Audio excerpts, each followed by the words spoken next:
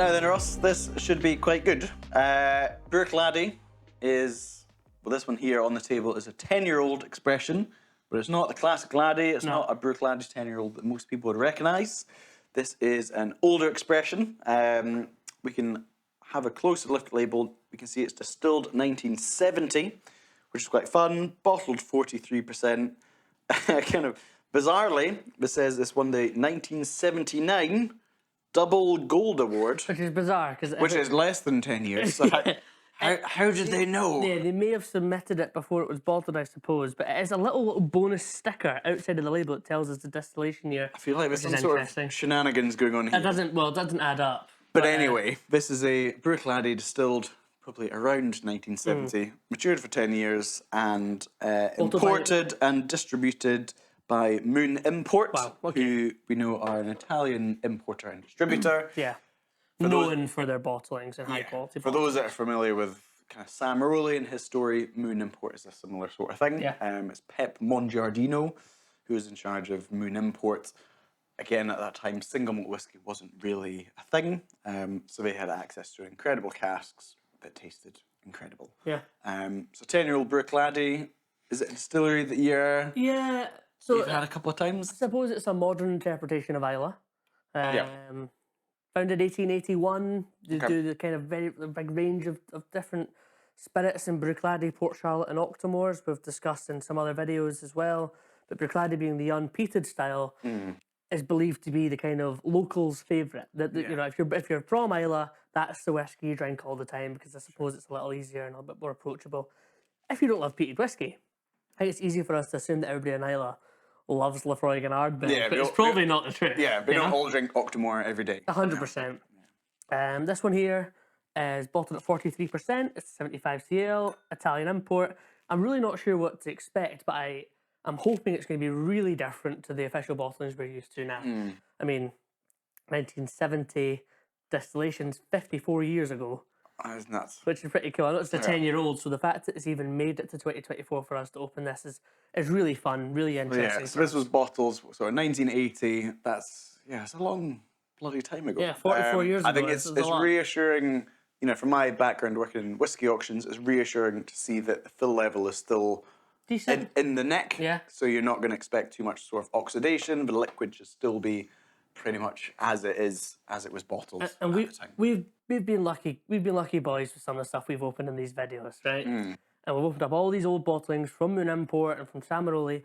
I'm delighted to see a screw cap on this bottle. Oh, it just makes life easier, doesn't it? We have opened so many old bottles that have disintegrated in front of our eyes.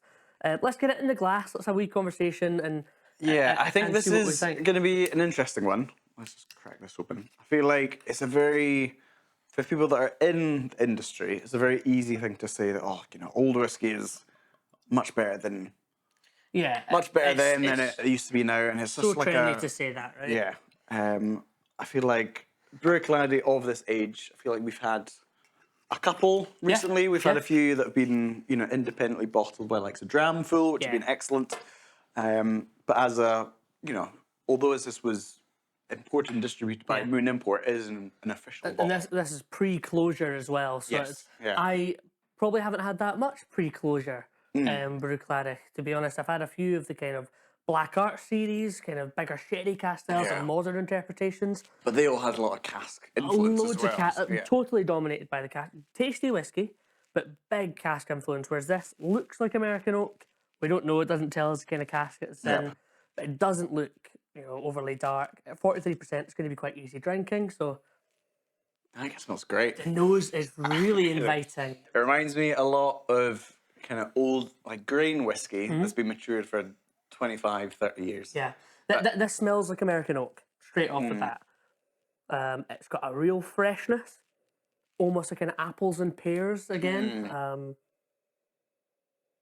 But also that depth to it that you can only get with age. Like, something like Glenfiddich 12 has got, fresh fruit and freshly chopped green apples, whatever. But this has... Yeah, despite being a 10-year-old, it does have a bit of kind of musty, dusty... Yeah. Almost a kind of wise... almost a kind of wise Do you think nose. It smells like an Islay single malt? No way. To what I've been brought up to believe Islay should be, this could be any of my favourite distilleries in bourbon cask. This could be a Glenburgie, Milton Duff, one of these kind of Like kind of really generic space line distilleries. Yeah, like light, fresh, crisp. Glendullen. Well, dull by name, dull by nature. I think this is a bit more interesting. Sorry, Glendullen. But Italian import, cool to see. How it's ended up here is, we've got no idea, but 44 years after it was bottled, a pleasure to try it. Let's have a little taste.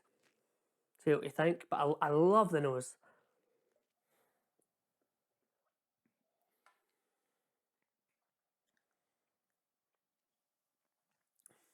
Yeah, I feel like that coastalness that you sort of come to expect from Bruichladdich comes through more on the palate. 100%. The palate's not as sweet Yeah. as the nose. I think it probably takes a little bit of time to go back to it. I didn't get an awful lot on the palate, to be honest, first time round. I thought the nose was lovely. Yeah. I thought the nose was very, very good. Nose is sweet American oak. The palate's a bit more mineral. And it's quite thin. There is a richness. There's almost a kind of savoury oak towards the end. I'm really not sure what to think about it. It's really changed. It's quite underwhelmed, actually. I think my tail was wagging from the nose. So that's why it's like a little bit I think underwhelming. it's so easy to think of sort of whiskey history with hindsight. Yeah. And I think it was Whitey Mackay who bought the distillery in 1993. Yeah. I mean, didn't really know what to do with it and didn't really see the potential, and basically, mothballed the distillery in 1996. And I think tasting whiskey like this, if you were the owner of the distillery at that time, you think, is there anything we can do with this? Is there something we could sell? There's not a lot going on. I think bottled in 1980 as an Italian import, as a 10-year-old Scotch whiskey, this was probably dirt cheap. I mean, back then we're talking, it's probably definitely less than 50 quid for the bottle. Yeah. Probably more towards like the £30 mark for what it is I think now. for the Italian market at that time, it probably would have hit the nail on the head. I think at that time, it was a lot of sort of Glen Grant. Yeah. It was still mid-1970s.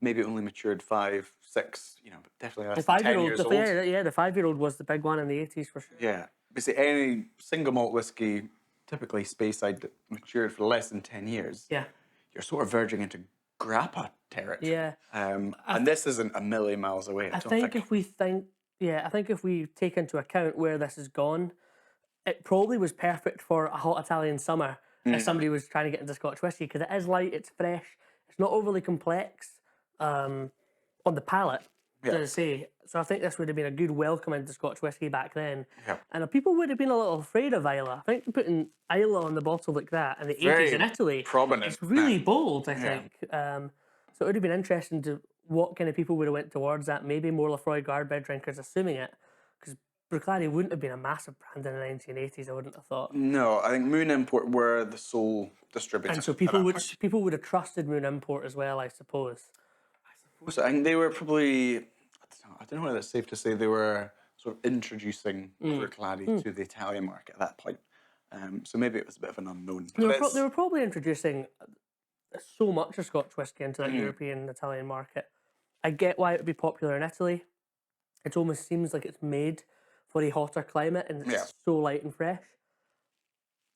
I would definitely try it again. I'd be keen for it. It doesn't taste much like Bruichladdich to me. No. And I think we agreed that the nose is wonderful. Yeah.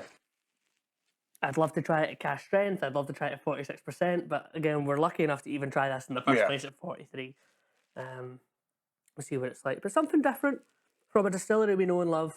And independently bottled. Actually, you don't see Bruichladdich independently bottled very often nowadays, other than Dram Full that you mentioned. Yeah, I think at this stage, like, single malt whiskey wasn't really a thing. So Bruichladdich didn't have their own official bottlings. So they sort of gave their license to Moon Import to bottle, to distribute, to, to import and to distribute. Yeah, as the official bottler almost for the European market. Yeah, in the same way as Macallan gave their license to Gordon MacPhail or Campbell Hope and King. Yeah.